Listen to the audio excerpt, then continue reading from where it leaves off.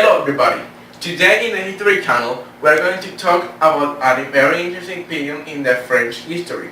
This topic or theme was the terror. This period was very characterized about the unfair trade that the government, the dictator, how does he trade? How did he trade his citizens? This trade was really bad. He didn't matter if they have food, if they have education, or all things. He didn't matter. He just treated really bad, and the citizens were really. We can say that it was really sad that they didn't did anything because there are a lot of things that we are going to explain. So the first thing that we're going to explain will be the beginning. How did it start? Then we're going to say what happened in the process. What did the king do? What did the citizens do? How did the National Assembly intervene in this? And at the end, we're going to explain how did it end, how this period ended, because it had an end. Some people stop it by this and this. We're going to explain. Now we're going to have Andres to explain the beginning, how it starts. In September 5th of 1793, the terror started because there was this man called Robespierre, which obtained a lot of power with his followers, which he was a Jacobian leader, and he had a lot of followers. So he had so much power that he took over the entire French government.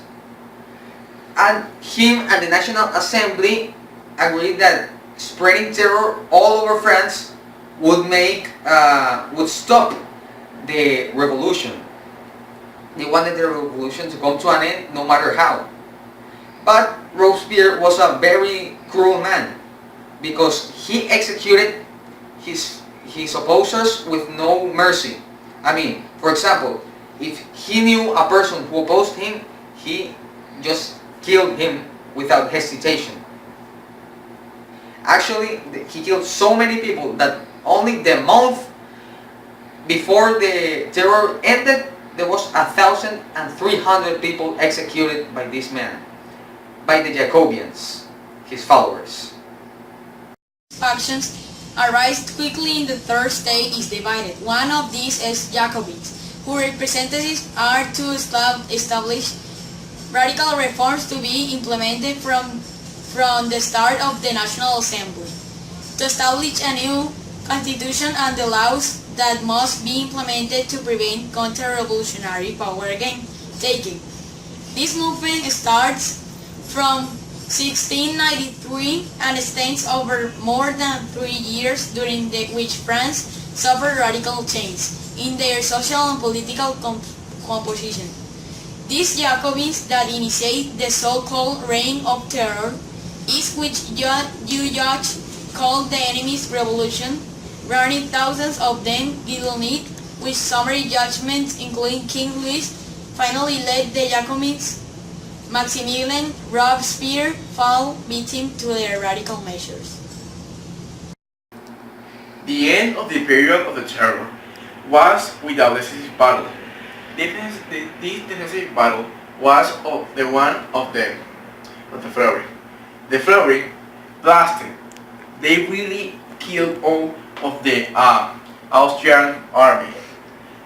This battle was in the French, where the Jacobins and Robespierre was hidden. Well, actually he wasn't hidden. He was like escaping from Paris, and they led him. And then the other citizens took the control. Well, Camilo have already explained all of that. So what I'm going to explain is then. So the end was also because some allies and also the National Assembly, some members of it, allies of Robespierre, were already afraid for their own safety. I mean, he was killing everyone, so everyone was afraid. He couldn't even. He was a very cruel. Well, he was a very cruel dictator. He wasn't doing anything, killing everything. So he could kill even you, his own family, his ally, his friend, all. So they were afraid of his own safety, and they, in a crazy act of saving themselves, saving themselves, what they did was to confront him. They instead of helping him, how they were doing, they like turn to him, and we want you dead. We want you to go to prison. They send him to prison, and then execute him. When he was in prison, they say he had to be executed because then we are going to be killed, and they execute him. That's how it ends. And also with the Bible, because the end of that, some citizens and some people up there took control, and it was another revolution, a French Revolution. Well, it wasn't a revolution at all. It was like a big conflict which had to be solved, and the Free Army resolved that by having a big army which blasted all of this. So that was the or at least how it ended up. Not so specific, but in general.